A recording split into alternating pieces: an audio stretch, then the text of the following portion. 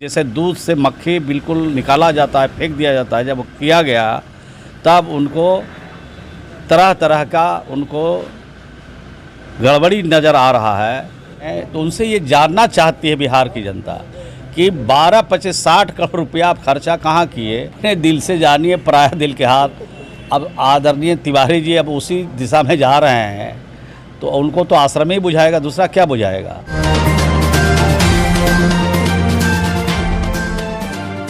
दोस्तों सब्सक्राइब करें और इस बेल आइकन को दबाएं और पाएं वीडियो सबसे पहले। नमस्कार, मैं हूं राजीव रंजन और आप देख रहे हैं जनादेश न्यूज। बिहार में मुख्यमंत्री नीतीश कुमार के कुनबे को कमजोर करने के लिए लगातार आरसीपी सिंह बिहार का दौरा कर रहे हैं। आपको बताते चले कि आरसीपी सिंह इन दिनों मोतिहारी समेत सीतामढ़ी के अलावे कई जिलों का दौरा किया और मोतिहारी में उन्होंने नीतीश कुमार के शराबबंदी को खुलेआम चुनौती दी।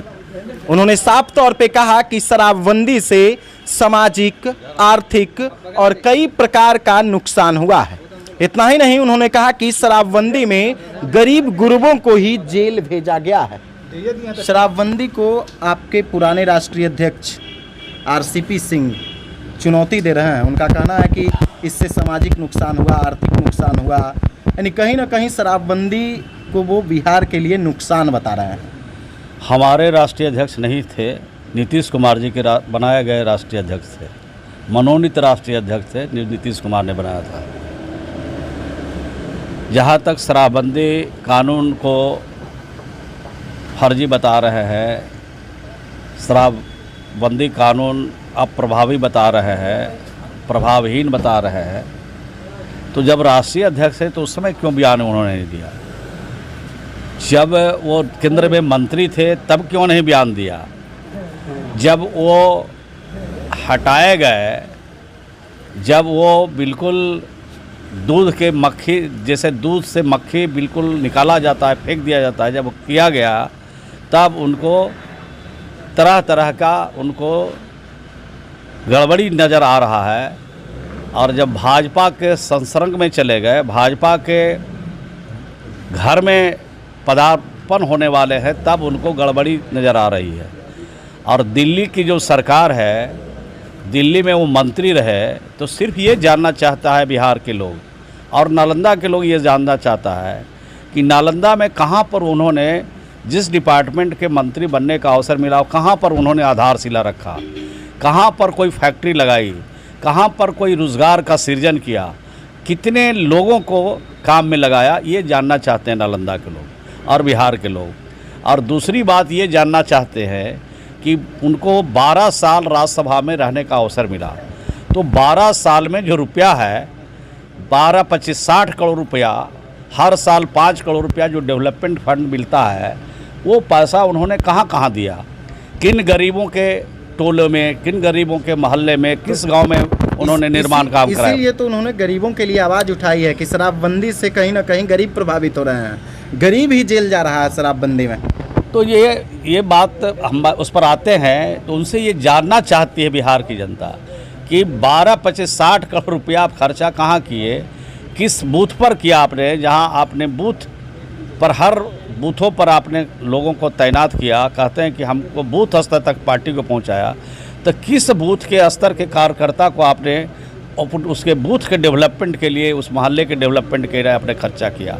और तीसरा सवाल है कि वो उनसे ये जानना चाहते हैं, बिहार की जनता, नालंदा की जनता जानना चाहती है कि एक सांसद को 1 साल में एक गाँव, आदर्श गाँव चुनना, एक पंचायत को, तो कौन कौन सा पंचायत, कौन कौन सा गांव को उन्होंने आदर्श गांव बनाने के लिए अनुशंसा किया, तो ये सिर्फ जानना चाहते हैं। और जहाँ तक आपका सवाल है शराबबंदी का सवाल, तो शराबबंदी से जो फ़ायदे हुए वो मैं बताना चाहता हूँ।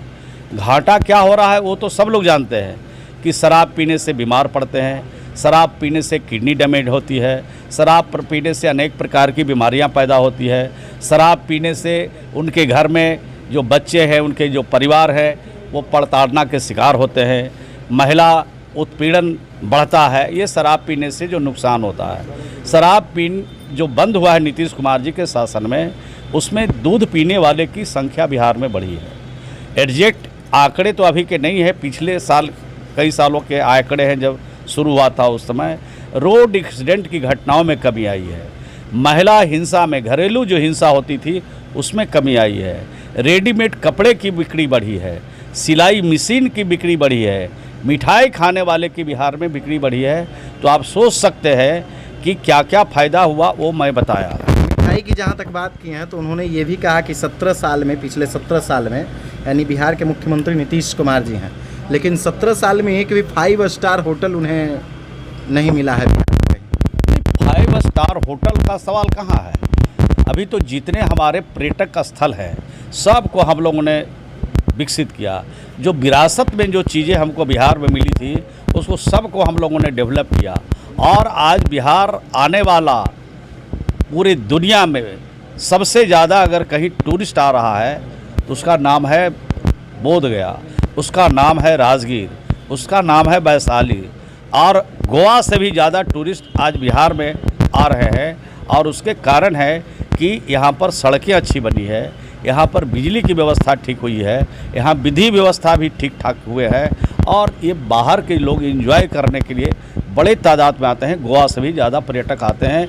इस बात का संकेत है, संदेश है कि इस राज्य में तरक्की हुई है, विकास हुआ है, अमन और शांति का जो सद्भाव का वातावरण है, इसके चलते लोग आ रहे हैं। आरजेडी के राज्य परिषद की बैठक में शिवानंद तिवारी का ये कहना था कि भाई नीतीश कुमार जी अब आश्रम खोल लेंगे 2025 में तेजस्वी यादव को मुख्यमंत्री बनाकर।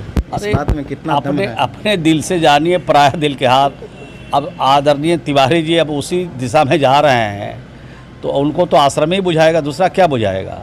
तो उनके लिए तो आश्रम जरूर खोलना चाहिए, बनाना चाहिए कि तिवारी जी अब विश्राम करेंगे। 2025 में नीतीश जी आश्रम खोलेंगे? नहीं, नीतीश कुमार जी क्यों आश्रम बनाएंगे? नीतीश कुमार जी जो जितने धर्मावलंबी लोग हैं वो लोग आश्रम बना रहे हैं, और तिवारी जी को उसी आश्रम में हम लोग ले जा करके सम्मानित करके उसमें बैठाएंगे।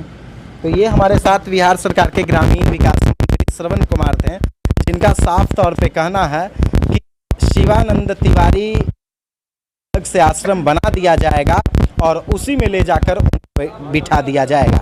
इतना ही नहीं, इन्होंने आरसीपी सिंह के शराबबंदी वाले सवाल का भी बखूबी जवाब दिया है। दोस्तों, लगातार हम आप तक अपडेट्स पहुंचा रहे हैं। अगर अभी तक आपने हमारे YouTube चैनल को सब्सक्राइब नहीं किया है तो जल्द से सब्सक्राइब कर लीजिए और पाइए बिहार की तमाम छोटी बड़ी खबरें। अगर वीडियो फेसबुक पेज के माध्यम से देख रहे हैं तो पेज को भी फॉलो कीजिए। धन्यवाद। दोस्तों, सब्सक्राइब करें और इस बेल आइकन को दबाएं और पाएं वीडियो सबसे पहले।